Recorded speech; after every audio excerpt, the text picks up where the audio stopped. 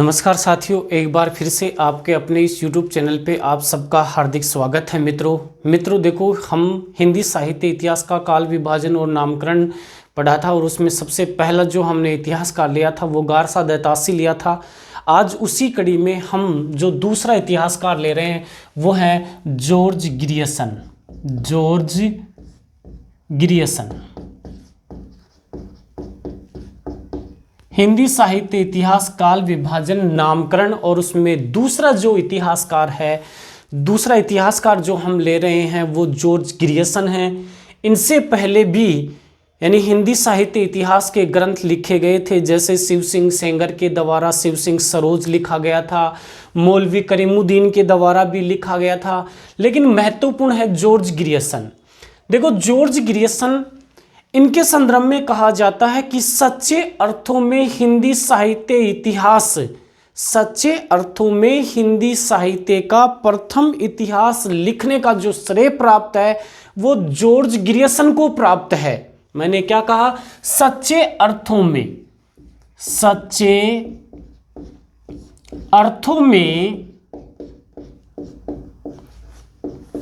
हिंदी साहित्य, सच्चे अर्थों में हिंदी साहित्य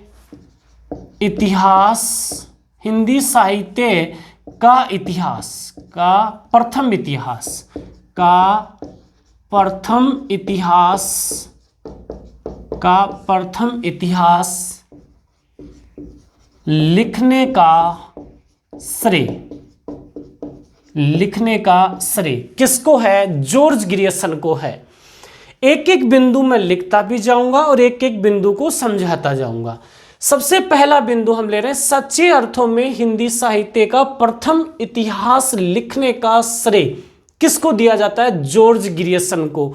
और जॉर्ज ग्रियर्सन को दिया जाता है, और ये जो बात बोलने वाले जो हैं वो है डॉक्टर किशोरीलाल गुप्त।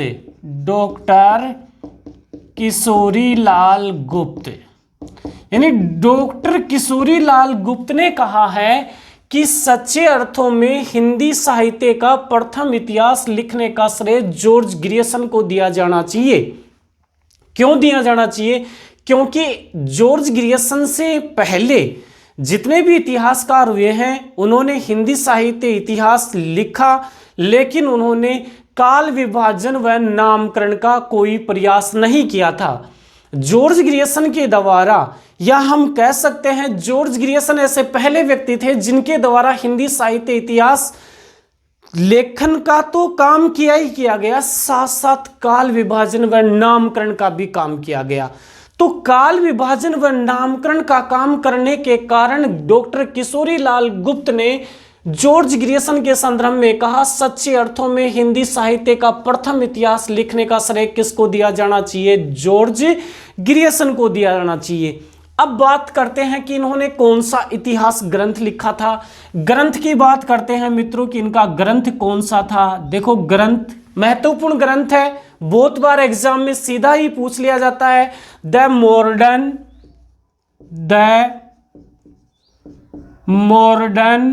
देखो मैंने क्या लिखा? The modern vernacular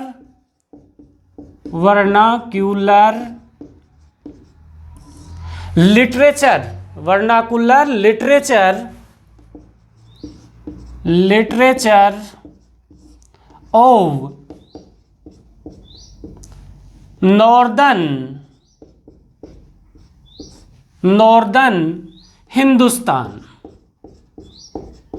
northern Hindustan, ये ग्रंथ का नाम है मित्रों। जॉर्ज ग्रियर्सन के द्वारा the modern vernacular literature of northern Hindustan नाम से एक इतिहास ग्रंथ लिखा गया था। और ये जो इतिहास ग्रंथ है वो सबसे पहले या सर्वप्रथम सन 1888 ईस्वी में, ध्यान से सुनना मित्रों मैं क्या बोल रहा हूं, जॉर्ज ग्रियर्सन ने जो इतिहास ग्रंथ लिखा था the modern vernacular literature of northern Hindustan, ये ग्रंथ जो है वो सर्वप्रथम सन 1888 ईस्वी में एशियाटिक सोसाइटी ऑफ बंगाल पत्रिका के विशेषांक के रूप में प्रकाशित हुआ था। यानी ये जो ग्रंथ है सर्वप्रथम सन 1888 ईस्वी में एशियाटिक सोसाइटी ऑफ बंगाल पत्रिका के विशेषांक के रूप में प्रकाशित हुआ। तो बिंदु क्या आया, 1888 ईस्वी में यह ग्रंथ Asiatic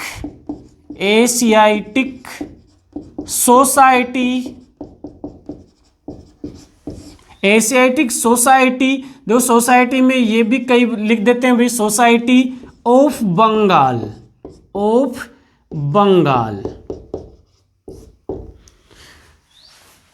Asiatic Society of Bengal पत्रिका के विशेषांक के रूप में प्रकाशित, बंगाल पत्रिका के विशेषांक के रूप में प्रकाशित, पत्रिका के विशेषांक के रूप में प्रकाशित हुआ। यानी सन 1888 में यह ग्रंथ एशियाटिक सोसाइटी ऑफ बंगाल पत्रिका के विशेषांक के रूप में प्रकाशित हुआ, या कई जगह इसका नाम यह भी लिखा हुआ मिल जाता है the Royal Asiatic Society of Bengal पत्रिका। तो द रॉयल आ जाए चाहे एशियाटिक सोसाइटी आ जाए, दोनों नाम एक ही है। इस पत्रिका के विशेषांक के रूप में प्रकाशित हुआ था सबसे पहले यह ग्रंथ। फिर बात करते हैं सन 1889 ईस्वी में। सन 1889 ईस्वी में स्वतंत्र रूप से प्रकाशित, किसके रूप में, स्वतंत्र रूप से प्रकाशित हुआ, स्वतंत्र रूप से प्रकाशित। यानी दो सन है इसके संदर्भ में, एक तो 1888 और एक 1889। लेकिन जो 1888 सन है, इस 1888 में तो ये जो बंगाल की पत्रिका है इसके विशेषांक के रूप में ही प्रकाशित हुआ था, स्वतंत्र रूप से प्रकाशित नहीं हुआ था। लेकिन इसके अगले ही वर्ष सन 1889 ईस्वी में यह ग्रंथ स्वतंत्र रूप से क्या हो चुका था, प्रकाशित हो चुका था। तो जब इसके प्रकाशन का वर्ष पूछा जाता है तो वो 1889 आएगा, क्योंकि स्वतंत्र रूप से यह प्रकाशित कब हुआ था, सन 1889 में प्रकाशित हुआ था। अब बात करते हैं कि इस ग्रंथ को लिखते समय जॉर्ज ग्रेसन के द्वारा कौन सी पद्धति का प्रयोग किया गया। पद्धति, जॉर्ज ग्रेसन के द्वारा कालानुक्रम पद्धति का प्रयोग किया गया था। कौन सी पद्धति का प्रयोग किया गया था, कालानुक्रम पद्धति का प्रयोग किया था। जॉर्ज ग्रेसन ने जो इतिहास ग्रंथ लिखा उसके लिए एक पद्धति अपनाई थी, और वो पद्धति कौन सी थी, कालानुक्रम पद्धति। जैसे हमने गारसा दैतासी के संदर्भ में पढ़ा था कि गारसा दैतासी ने वर्णानुक्रम जो पद्धति होती है उसके ऊपर अपना इतिहास ग्रंथ लिखा था, लेकिन इन्होंने कालानुक्रम यानी प्रत्येक काल को नाम दिया और उस काल की जो विशेषताएं थी उन विशेषताओं के अनुसार उन कवियों को स्थान दिया, यानी कालानुक्रम पद्धति हो गई। तो ध्यान रखें, the modern vernacular literature of northern Hindustan जो ग्रंथ है वो कौन सी पद्धति पर लिखा गया है, कालानुक्रम पद्धति पर लिखा गया है। या जॉर्ज ग्रेसन ने अपना इतिहास ग्रंथ कौन सी पद्धति में लिखा है, कालानुक्रम पद्धति में लिखा है। अब देखो सीधी सी बात है, कालानुक्रम पद्धति में यह ग्रंथ लिखा गया है, यानी प्रत्येक जिस काल में जो प्रवृत्ति थी और उस प्रवृत्ति से संबंधित जिस कवि ने साहित्य सर्जन किया उस कवि को उसी काल में इन्होंने स्थान दिया। इसका मतलब यहां काल विभाजन नामकरण हुआ होगा। इसका मतलब हम क्या देख सकते हैं कि यहां काल विभाजन नामकरण हुआ होगा। इससे पहले काल विभाजन व नामकरण का कोई प्रयास नहीं किया गया था। जॉर्ज ग्रेसन एकमात्र ऐसे प्रथम व्यक्ति थे जिन्होंने हिंदी साहित्य इतिहास में काल विभाजन व नामकरण करने का प्रयास किया था। तो अगला बिंदु हम लिख सकते हैं कि काल विभाजन व नामकरण करने का प्रयास, काल विभाजन व नामकरण का प्रथम प्रयास था भाई। ये प्रयास ही नहीं किया गया था, इससे पहले किसी ने प्रयास ही नहीं किया था। जॉर्ज ग्रेसन एकमात्र ऐसा प्रथम व्यक्ति था जिसने कि काल विभाजन और नामकरण करने का प्रथम प्रयास किया था। अरे भाई सीधी सी बात है, जब कालानुक्रम पद्धति पर यह ग्रंथ यदि आधारित है तो सीधा सा है कि काल विभाजन व नामकरण इन्होंने किया। अब बात करते हैं इस ग्रंथ की भाषा। देखो अभी तक हमने क्या पढ़ा, जॉर्ज ग्रेसन सच्चे अर्थों में हिंदी साहित्य का प्रथम इतिहास लिखने का श्रेय किनको है? जॉर्ज ग्रियर्सन को है। ये किसने कहा? किशोरीलाल गुप्त ने कहा। ऐसा क्यों कहा? क्योंकि काल विभाजन व नामकरण करने का प्रथम प्रयास किसके द्वारा किया गया था? जॉर्ज ग्रियर्सन के द्वारा किया गया था। फिर हमने ग्रंथ पढ़ा, ग्रंथ कौन सा है? The modern vernacular literature of northern Hindustan, ये ग्रंथ है इनका। यह ग्रंथ 1888 में एशियाटिक सोसाइटी ऑफ बंगाल पत्रिका के विशेषांक के रूप में प्रकाशित हुआ, लेकिन 1889 में यह ग्रंथ स्वतंत्र रूप से प्रकाशित हुआ। और कौन सी पद्धति पर आधारित था या कौन सी पद्धति में लिखा गया था? वो कालानुक्रम पद्धति में लिखा गया था। अब इसके बाद में बात करते हैं इस ग्रंथ की भाषा कैसी थी, कौन सी भाषा में जॉर्ज ग्रियर्सन ने अपना इतिहास ग्रंथ लिखा था। तो भाषा के संदर्भ में ध्यान रखना मित्रों, जॉर्ज ग्रियर्सन ने अंग्रेजी भाषा में अपना इतिहास ग्रंथ लिखा था। यानी भाषा में अंग्रेजी भाषा में लिखा गया था भाई। जॉर्ज ग्रियर्सन ने जो ये हिंदी साहित्य इतिहास ग्रंथ लिखा था, the modern vernacular literature of northern Hindustan, इस ग्रंथ की भाषा कौन सी थी? भाषा अंग्रेजी थी। अब बात करते हैं कुल कवि। कुल कवि कितने थे? कुल कवि देखो, कुल कवि जो थे, जॉर्ज ग्रियर्सन ने अपने इतिहास ग्रंथ में कुल 952 कवियों का वर्णन किया है। अपने इतिहास ग्रंथ में कुल कितने कवियों का वर्णन किया है? इन्होंने 952 कवियों का वर्णन इन्होंने किया है, 952 कवियों का। और ये जो 952 कवि थे, ये जो 952 कवि थे, ये 900 के 952 कवि हिंदी भाषा के थे। 900 के 952 कवि कौन सी भाषा के थे? हिंदी भाषा के कवि थे। यानी सारे के सारे जो 952 कवि हैं, वो सभी कवि कौन सी भाषा के थे? हिंदी भाषा के कवि थे। फिर यहां देखो, कुल कवियों में एक संख्या और ध्यान रखना, 886। कौन सी? 886 संख्या। अब देखो 886 संख्या क्यों ध्यान में रखनी है? क्योंकि 886 जो कवि थे, ये कवि इन्होंने, यानी जॉर्ज ग्रियर्सन ने जो इससे पहले ग्रंथ लिखा गया था शिव सिंह सेंगर के द्वारा, जो शिव सिंह सरोज ग्रंथ लिखा गया था, उस शिव सिंह सरोज ग्रंथ के जो 886 कवि थे, उनका वर्णन ऐसा का ऐसा अपने ग्रंथ में कर दिया था। बात को समझे, मैंने कहा कि कुल कवि कितने थे? 952 थे। फिर ध्यान रखना, ये जो 952 कवि थे, ये पूरे के पूरे 952 के 52 कवि कौन सी भाषा के थे? हिंदी भाषा के थे। पूरे 952 कवि कौन सी भाषा के थे? हिंदी भाषा के थे। इन 952 कवियों में से कुल जो 952 कवियों को इन्होंने स्थान दिया था, उनमें से 886 कवि तो ऐसे थे जिनका वर्णन शिव सिंह सरोज ग्रंथ में हो चुका था, जिनका वर्णन शिव सिंह सरोज ग्रंथ में हो चुका था। शिव सिंह सेंगर के द्वारा शिव सिंह सरोज ग्रंथ लिखा गया था। उस शिव सिंह सरोज ग्रंथ में 886 कवियों का तो वर्णन हो चुका था। तो ग्रियर्सन ने क्या किया? शिव सिंह सरोज में से 886 कवि ऐसे के ऐसे उठाए और अपने इतिहास ग्रंथ में उनको रख दिया। अब बात करते हैं शेष कितने बचे भाई। जैसे अपने पास 952 कुल कवि थे और इसमें से 886 शिव सिंह सरोज वाले कवियों को ऐसा कैसा इन्होंने उठा लिया था, तो 12 में से गए 6 तो 6 बच गए। यहाँ कितने हो जाएंगे? 4 हो जाएंगे। 14 में से 8 जाएंगे तो 6 बच जाएंगे। इसका मतलब कितने रह गए? 66 कवि रह गए। जो 66 कवि थे, कितने कवि? 66 कवि जो थे कवि, इन 66 कवियों का वर्णन ही जॉर्ज ग्रियर्सन ने यानी अन्य स्रोतों से किया था। बात समझ में आई आपको? मैंने कहा कुल कवि 952 है, 900 के 952 कवि हिंदी भाषा के हैं। फिर इन 952 में से 886 कवि ऐसे थे जिनका वर्णन शिव सिंह सेंगर ने अपने ग्रंथ शिव सिंह सरोज में कर दिया था। तो शिव सिंह सरोज में से 886 कवि ऐसे के ऐसे उठाया जॉर्ज ग्रियर्सन और अपने इतिहास ग्रंथ में चिपका दिए इसने। और उसके बाद में जो 66 कवि हैं, ये 66 कवि हैं, इनको अन्य स्रोतों के आधार पर इन्होंने उनके संदर्भ में जानकारी जुटाई और अन्य स्रोतों के आधार पर जानकारी जुटाकर 66 कवियों का वर्णन इन्होंने किस आधार पे किया था? अन्य स्रोतों के आधार पे किया था। यानी 886 कवियों के संदर्भ में तो जो स्रोत है वो कौन सा ग्रंथ है? शिव सिंह सरोज है। बाकी 66 कवि हैं, इनके संदर्भ में जो स्रोत है वो अन्य स्रोत है।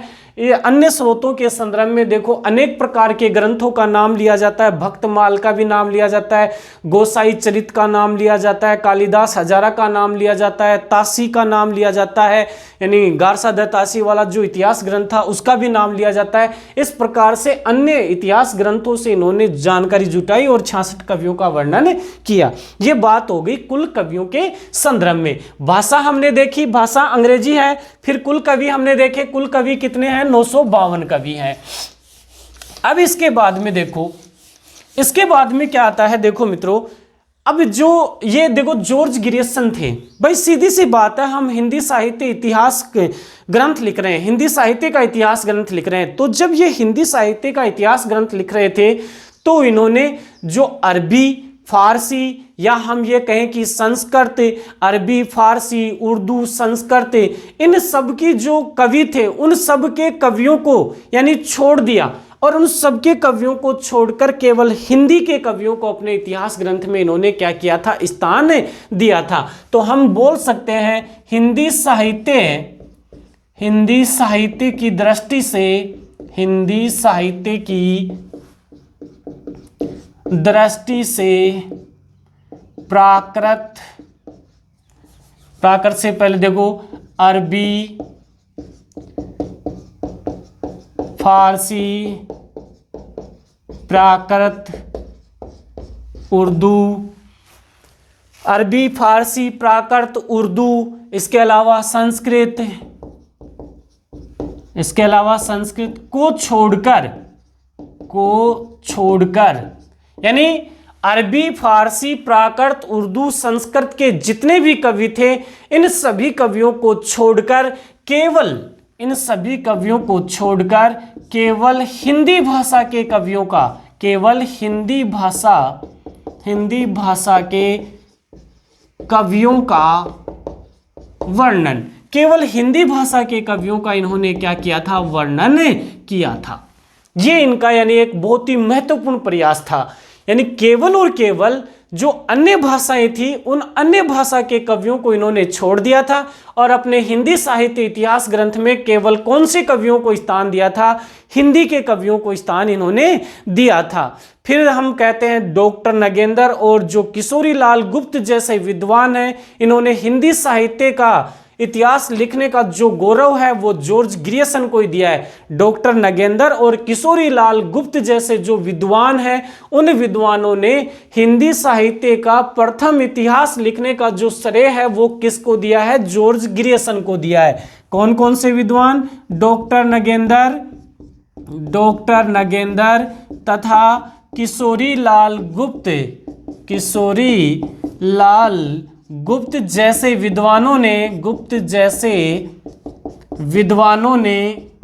जैसे विद्वानों ने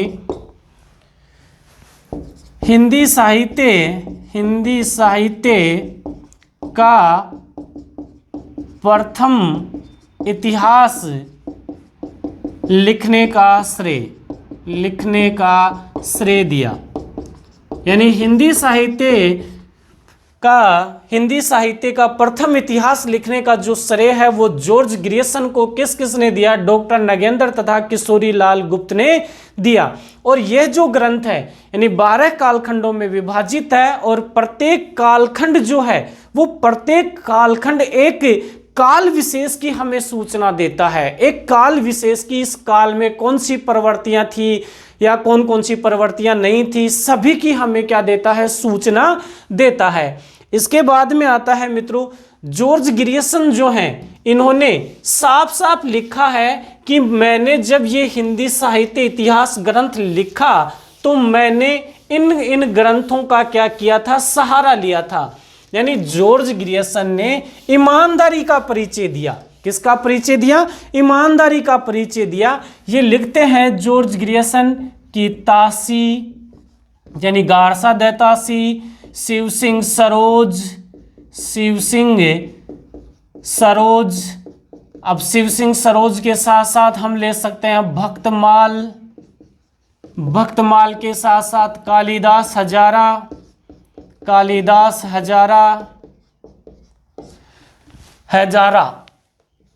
क्या लिखा मैंने? तासी, शिव सिंह सरोज, भक्तमाल, कालिदास हजारा, गोसाई चरित, ये ग्रंथ गोसाई चरित, गोसाई चरित आदि 17 ग्रंथों को आधार बनाया, 17 ग्रंथों को आधार बनाया। यानी इन्होंने साफ साफ लिखा है कि मैंने जो ये काल विभाजन नामकरण किया है और इस काल विभाजन नामकरण में मैंने जिन कवियों को स्थान दिया है, ये कवि या जो प्रवर्तियां हैं, ये प्रवर्तियां मैंने कहां से ली हैं? गारसा दैतासी से ली हैं, शिव सिंह सरोज से लिए हैं, भक्तमाल ग्रंथ से लिए हैं, कालिदास हजारा ग्रंथ से लिए हैं, गोसाई चरित ग्रंथ से लिए हैं। इस प्रकार से इन्होंने 17 ग्रंथों का नाम गिनाया कि इन 17 ग्रंथों का सहारा लेकर मैंने अपना जो इतिहास ग्रंथ है, द मॉडर्न वाला जो इतिहास ग्रंथ है, इसका लेखन किया है। अब भाई सीधी सी बात है कि ईमानदारी का परिचय दे रहे हैं या नहीं दे रहे? ईमानदारी का परिचय ये दे रहे हैं, तो हम कह सकते हैं देखो, ईमानदारी, निष्पक्षता, ईमानदारी, निष्पक्षता और इसी के साथ साथ तटस्थता, इसका इन्होंने क्या दिया? परिचय दिया। यानी स्पष्ट ईमानदारी का कि मैंने इन ग्रंथों को आधार ग्रंथ बनाया है, निष्पक्ष यानी निष्पक्ष रूप से बताया, तटस्थ होकर बताया कि मैंने इन ग्रंथों का क्या लिया है? सहारा लिया है अपना इतिहास ग्रंथ लिखने के लिए। फिर बात करते हैं, देखो इन्होंने जो काल विभाजन नामकरण किया, उस काल विभाजन नामकरण की हम बात करें या उससे पहले हम ये देखें कि इनका जो ग्रंथ था, इन्होंने जो ग्रंथ लिखा था the modern vernacular literature of northern Hindustan, इस ग्रंथ का हिंदी अनुवाद भी किया गया। यानी इनके ग्रंथ का हिंदी अनुवाद किया गया, ग्रंथ का हिंदी अनुवाद, ग्रंथ का हिंदी अनुवाद। और ग्रंथ का जो हिंदी अनुवाद करने वाले थे वो थे किशोरी लाल गुप्त। ग्रंथ का हिंदी अनुवाद करने वाले कौन थे? किशोरी लाल गुप्त। और किशोरी लाल गुप्त ने जो हिंदी अनुवाद किया था ये सन 1957 ईस्वी में किया था। गारसा दत्त, वो जॉर्ज ग्रियर्सन वाला जो इतिहास ग्रंथ था वो अंग्रेजी भाषा में लिखा गया था। हमने शुरुआत में पढ़ा था कि ये जो ग्रंथ है वो अंग्रेजी भाषा में लिखा गया था, लेकिन इसका हिंदी अनुवाद है वो किशोरी लाल गुप्त के द्वारा सन 1957 ईस्वी में किया गया था और उसको नाम भी दिया था हिंदी साहित्य का प्रथम इतिहास। यानी किशोरी लाल गुप्त ने हिंदी साहित्य का प्रथम इतिहास इस नाम से जॉर्ज ग्रियर्सन वाले ग्रंथ का क्या किया था? हिंदी अनुवाद किया था। और कहा जाता है कि किशोरी लाल गुप्त ने जब हिंदी साहित्य का प्रथम इतिहास ग्रंथ से जॉर्ज ग्रियर्सन वाले इतिहास ग्रंथ का हिंदी अनुवाद किया तो वो हिंदी प्रचारक पुस्तकालय वाराणसी के द्वारा प्रकाशित हुआ था। हिंदी प्रचारक पुस्तकालय, यानी ये जो ग्रंथ है वो हिंदी प्रचारक पुस्तकालय वाराणसी के द्वारा प्रकाशित हुआ था, ये बातें आपको थोड़ी ध्यान रखनी है। हिंदी अनुवाद गारसा दत्तासी वाले ग्रंथ का हिंदी अनुवाद किसने किया? किशोरी लाल गुप्त ने किया। कब किया? 1957 में। किस नाम से किया? हिंदी साहित्य का प्रथम इतिहास नाम से किया। तो ये ग्रंथ कहाँ से प्रकाशित हुआ? ये हिंदी प्रचारक पुस्तकालय वाराणसी के द्वारा ये ग्रंथ क्या हुआ था? प्रकाशित हुआ था। अब हमने शुरुआत में ही लिखा था कि जॉर्ज ग्रियर्सन ने काल विभाजन व नामकरण करने का एक सार्थक प्रयास किया था और प्रथम प्रयास किया था। भाई अगर कोई व्यक्ति मान लीजिए इससे पहले काल विभाजन नामकरण का जब प्रयास ही नहीं किया गया तो ये जो प्रथम प्रयास कर रहे हैं तो इसको हम सार्थक प्रयास कह सकते हैं, क्योंकि अन्य इतिहासकारों ने तो प्रयास ही नहीं किया था। इन्होंने कम से कम ये तो देखा कि यानी प्रयास तो किया काल विभाजन नामकरण करने का। तो अब इनका हम काल विभाजन व नामकरण देखते हैं। जॉर्ज ग्रियर्सन का काल विभाजन व नामकरण, काल विभाजन व नामकरण। देखो सबसे पहला जो काल था वो था चारण काल। इन्होंने जो सबसे पहला काल दिया था उस काल को नाम दिया चारण काल नाम दिया। सबसे पहले काल को नाम दिया चारण काल। दूसरे काल को इन्होंने नाम दिया था 15वीं सदी का पुनर्जागरण काल। 15वीं सदी का पुनर्जागरण काल, यानी जॉर्ज ग्रियर्सन ने दूसरा जो काल था उसको क्या नाम दिया? 15वीं सदी का पुनर्जागरण काल।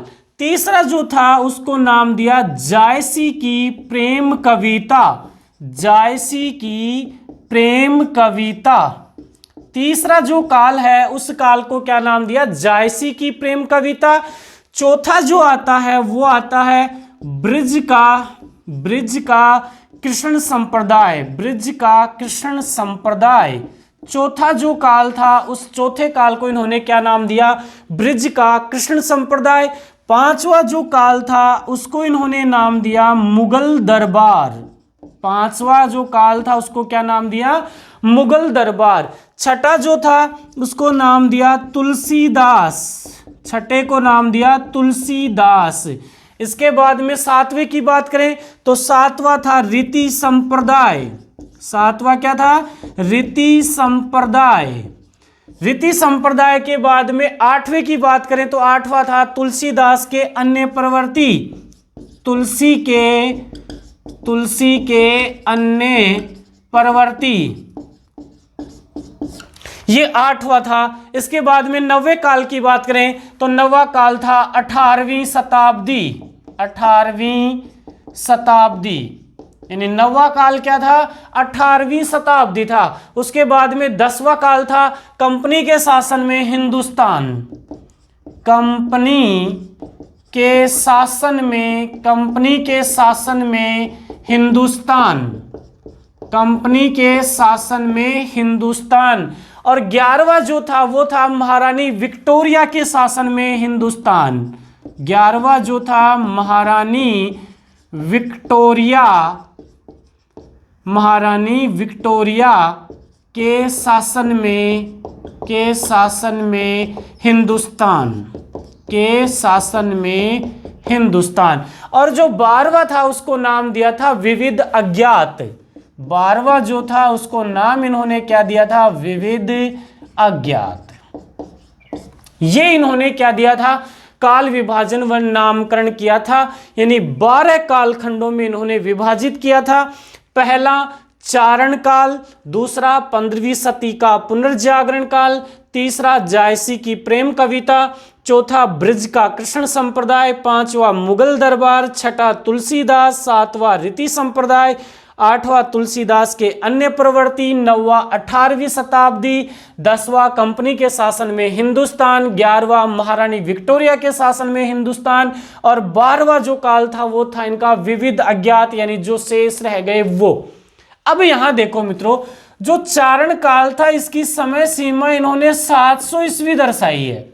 चारण काल जो है इसकी समय सीमा 700 ईस्वी से इन्होंने शुरू किया। तो हम कह सकते हैं कि जो इन्होंने पहला काल है, इस पहले काल की सीमा 700 से ली। देखो, पहले काल की सीमा 700 से ली, और हमने पढ़ा है कि जो हमारी हिंदी है वो कहाँ से निकली है? अपभ्रंश से निकली है। हमने पढ़ा है हमारी हिंदी कहाँ से निकली है? अपभ्रंश से निकली है। और अपभ्रंश के 6 भाग थे, उसमें से एक भाग था शोरसेनी अपभ्रंश। और शोरसेनी जो अपभ्रंश था, शोरसेनी अपभ्रंश, और इसी शोरसेनी अपभ्रंश से किसका विकास हुआ था? हमारी हिंदी। यानी इसी शोरसेनी अपभ्रंश से हमारी हिंदी निकली थी। और ये समय था कौन सा? 1000 ईस्वी के बाद का। और अपभ्रंश का जो समय था वो 500 से 1000 ईस्वी था। अब भाई एक तरफ तो कह रहे हैं कि इन्होंने अरबी, फारसी, उर्दू, प्राकृत, संस्कृत, इन सब कवियों को अपने हिंदी साहित्य इतिहास ग्रंथ में स्थान नहीं दिया, और एक तरफ यानी हिंदी साहित्य इतिहास का जो काल विभाजन नाम कर रहे हैं उसमें पहला काल ही जो है, और उसकी समय सीमा ही कहाँ से ले रहे हैं? 700 से ले रहे हैं। अरे भाई ये तो अपभ्रंश का काल है और आप अपभ्रंश की कवियों को आप अपने इतिहास ग्रंथ में स्थान ही नहीं दे रहे हो और लेकिन उस काल को आप दर्शा रहे हो, तो ये यानी न्यायोचित नहीं है। तो ये इनके काल विभाजन नामकरण की एक सबसे बड़ी कमी मानी जाती है। एक बार फिर से देखिए काल विभाजन नामकरण। चारण काल सबसे पहला, यहां से बहुत बार प्रश्न भी पूछा जाता है। प्रारंभिक काल को चारण काल किस विद्वान ने नाम दिया था? जॉर्ज गिरियसन। किसने? जॉर्ज गिरियसन। फिर देखो दूसरा 15वीं सदी का पुनर्जागरण काल, जयसी की प्रेम कविता। चौथा था ब्रिज का कृष्ण संप्रदाय। पांचवा था मुगल दरबार। छठा था तुलसीदास। सातवां था रीति संप्रदाय। आठवां है तुलसीदास के अन्य प्रवृत्ति। नौवां है 18वीं शताब्दी। 10वां है कंपनी के शासन में हिंदुस्तान। 11वां है महारानी विक्टोरिया के शासन में हिंदुस्तान और 12वां था विविध अज्ञात। अब देखो ये काल विभाजन नामकरण इन्होंने कर दिया। अब हम बात करते हैं इनके काल विभाजन नामकरण की कमी। देखो कमियां क्या थी। सबसे पहली कमी तो यह है कि 1000 ईस्वी के बाद में हमारी हिंदी आ रही है, लेकिन इन्होंने अपभ्रंश को क्या कर लिया? अपने हिंदी साहित्य इतिहास में शामिल कर लिया। भाई जब काल विभाजन नामकरण हिंदी साहित्य का कर रहे हैं तो दूसरे को आप हिंदी में क्यों शामिल कर रहे हैं? एक तो ये सबसे बड़ी कमी थी कि अपभ्रंश को हिंदी साहित्य इतिहास में शामिल करना। इसके अलावा ये जो काल विभाजन नामकरण है इसमें वैज्ञानिकता का अभाव है। ये जो काल विभाजन नामकरण है इसमें वैज्ञानिकता का अभाव है, इसलिए हम इसे यानी काल विभाजन नामकरण की संज्ञा नहीं दे सकते या काल विभाजन या नामकरण की संज्ञा देना उचित नहीं होगा। क्यों? क्योंकि इसमें वैज्ञानिकता का अभाव है। हम और बहुत ही बड़ा काल विभाजन यानी कालखंड ज्यादा बना दिए, कालखंडों की संख्या ज्यादा हो गई। इस कारण से हम इसे एक शीर्षक मात्र कह सकते हैं। क्या कह सकते हैं? हम इसे एक शीर्षक मात्र कह सकते हैं कि चारण काल, पुनर्जागरण काल, जायसी की प्रेम कविता, ब्रिज का कृष्ण संप्रदाय, मुगल दरबार, एक शीर्षक मात्र ले सकते हैं। तो और इसके अलावा ये जो काल विभाजन नामकरण था जॉर्ज गिरियसन का, इसमें साहित्यिकता का अभाव था और ऐतिहासिकता का क्या था? यानी ऐतिहासिकता प्रधान रही थी, या हम कह सकते हैं साहित्यिकता गौण रही थी और ऐतिहासिकता प्रधान रही थी। भाई जब हम साहित्य का इतिहास ग्रंथ लिख रहे हैं तो साहित्य को शामिल करना चाहिए, ऐतिहासिक तथ्यों को शामिल नहीं करना चाहिए। ऐतिहासिक तथ्य 15वीं सदी का पुनर्जागरण काल, ये भाई साहित्य का कहां से आ गया? फिर देखिए यहां मुगल दरबार, इसके अलावा 18वीं शताब्दी, कंपनी के शासन में हिंदुस्तान, महारानी विक्टोरिया के शासन में हिंदुस्तान।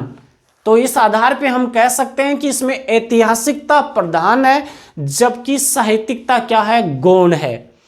अब इसके बाद में देखो काल विभाजन नामकरण हो गया, कमियां हो गई। अब इसके बाद में आता है मित्रों जो गिरियसन का इतिहास ग्रंथ था ये अंग्रेजी भाषा में लिखा गया था। कौन सी भाषा में लिखा गया था?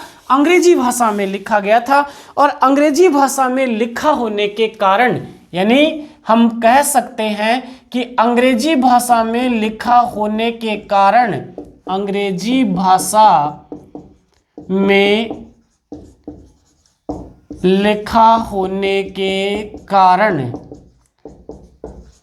परवर्ती इतिहासकार जो थे, परवर्ती इतिहासकारों में लोकप्रिय नहीं हो पाया। परवर्ती इतिहासकारों में लोकप्रिय नहीं हो पाया, यानी भाषा इसकी अंग्रेजी थी। अगर ये अंग्रेजी भाषा में नहीं लिखा जाता तो जो आगे आने वाले इतिहासकार थे उसमें ये लोकप्रिय होता, उनमें ये लोकप्रिय होता। लेकिन भाषा अंग्रेजी होने के कारण परवर्ती जो इतिहासकार थे, बाद में आने वाले जो इतिहासकार थे, उनमें ये क्या नहीं हो पाया? प्रसिद्ध नहीं हो पाया। एक और यहां ध्यान रखेंगे, आचार्य शुक्ल जो हैं, आचार्य शुक्ल ने इनका जो इतिहास ग्रंथ था द मॉडर्न वाला, the modern vernacular of northern Hindustan, इस ग्रंथ को बड़ा कवि वृत्त संग्रह कहकर पुकारा है। बड़ा कवि वृत्त संग्रह नाम दिया है, बड़ा कवि वृत्त संग्रह नाम दिया। यानी आचार्य शुक्ल ने गिरियसन के इतिहास ग्रंथ को क्या नाम दिया? बड़ा कवि वृत्त संग्रह नाम दिया। कई बार सीधा एग्जाम में पूछा जाता है द मॉडर्न वर्नाकुलर को आचार्य शुक्ल ने क्या कहा, क्या नाम दिया? बड़ा कवि वृत्त संग्रह कहा। आचार्य शुक्ल ने बड़ा कवि वृत्त संग्रह किस ग्रंथ को कहा? The modern vernacular literature of northern Hindustan को आचार्य शुक्ल ने बड़ा कवि वृत्त संग्रह कहा था। इसके बाद में देखिए जॉर्ज ग्रियर्सन जो है, इन्होंने हिंदी भाषा के क्षेत्र में या हिंदी भाषा के लिए 3 महत्वपूर्ण कार्य किए थे। जॉर्ज ग्रियर्सन हिंदी भाषा के लिए 3 महत्वपूर्ण कार्य किए। पहला महत्वपूर्ण कार्य इन्होंने द मॉडर्न वाला किया, the modern vernacular literature of northern Hindustan. पहला काम तो इनके द्वारा ये किया गया। इसके बाद में जो दूसरा काम, इसके संदर्भ में हम पढ़ चुके हैं कि ये सबसे पहले तो 1888 में पत्रिका के विशेषांक के रूप में प्रकाशित हुआ था और उसके बाद में 1889 में ये स्वतंत्र रूप में प्रकाशित हुआ था। दूसरा काम इन्होंने जो किया था वो किया था भारतीय भाषाओं का जो सर्वेक्षण है, भारतीय जो भाषाएं थी, भारतीय भाषाओं का इन्होंने क्या किया? सर्वेक्षण। भारतीय भाषाओं का सर्वेक्षण, भारतीय भाषाओं का सर्वेक्षण, भारतीय भाषाओं का सर्वेक्षण, या हम इसको कह सकते हैं linguistic survey of India, linguistic survey of India. दूसरा महत्वपूर्ण काम जॉर्ज ग्रियर्सन के द्वारा किया गया था भारतीय भाषाओं का सर्वेक्षण। और ये जो काल था वो काल था सन 1902 से सन 1909 ईस्वी। तीसरा जो महत्वपूर्ण कार्य इनके द्वारा किया गया था, तीसरा महत्वपूर्ण कार्य था इनका तुलसी का वैज्ञानिक अध्ययन, तुलसी का वैज्ञानिक अध्ययन, तुलसी का वैज्ञानिक अध्ययन। यानी जो तुलसीदास हैं उन तुलसीदास का वैज्ञानिक अध्ययन है वो भी किसके द्वारा? जॉर्ज ग्रियर्सन के द्वारा। और ये है सन 1886 से 1921, सन 1886 से सन 1921 ईस्वी। ये 3 महत्वपूर्ण कार्य जॉर्ज ग्रियर्सन के द्वारा किए गए थे। साथ साथ ये भी ध्यान रखना जॉर्ज ग्रियर्सन जो हैं इन्होंने तुलसीदास के ऊपर कुल जो है वो 12 निबंध लिखे थे। जॉर्ज ग्रियर्सन ने तुलसीदास के ऊपर कुल 12 निबंध लिखे। कुल निबंध कितने लिखे? 12 निबंध लिखे। और ये जो 12 निबंध हैं इनका जो वाचन किया गया, इनका वाचन किया गया था प्राच्य विद्या। ये जो 12 निबंध हैं इनका जो वाचन है वो वाचन किया गया था प्राच्य विद्या विशारद, प्राच्य विद्या विशारद वियना में, प्राच्य विद्या विशारद वियना में इन ये जो 12 निबंध लिखे थे इनका क्या किया गया था? वाचन किया गया था। ये थे हमारे जॉर्ज ग्रियर्सन, बहुत ही महत्वपूर्ण इतिहासकार हैं। इनके संदर्भ में हमने पढ़ा पूरा काल विभाजन, नामकरण इन्होंने क्या किया, कौन सा ग्रंथ इन्होंने लिखा, इनके इतिहास ग्रंथ की कौन कौन सी विशेषताएं थी। विशेषताओं में हमने पढ़ा अंग्रेजी भाषा में लिखा गया था, कुल 952 कवियों को इन्होंने शामिल किया था। 900 के 952 कवि हिंदी भाषा के थे, उनमें से 886 कवि तो ऐसे के ऐसे शिव सिंह सरोज वाले ग्रंथ के लिए थे, बाकी जो 66 कवि थे वो ही अन्य स्रोतों से जुटाए थे।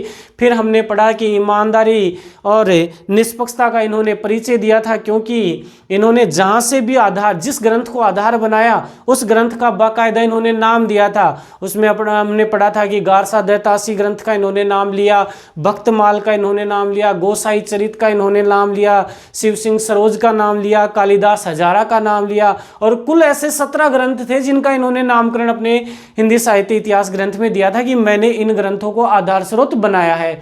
काल विभाजन नामकरण का प्रथम प्रयास इन्हीं के द्वारा किया गया था। इसलिए किशोरी लाल गुप्त ने सच्चे अर्थों में हिंदी साहित्य का इतिहास लिखने का प्रथम जो गौरव है किनको प्रदान किया, इन्हीं को प्रदान किया है।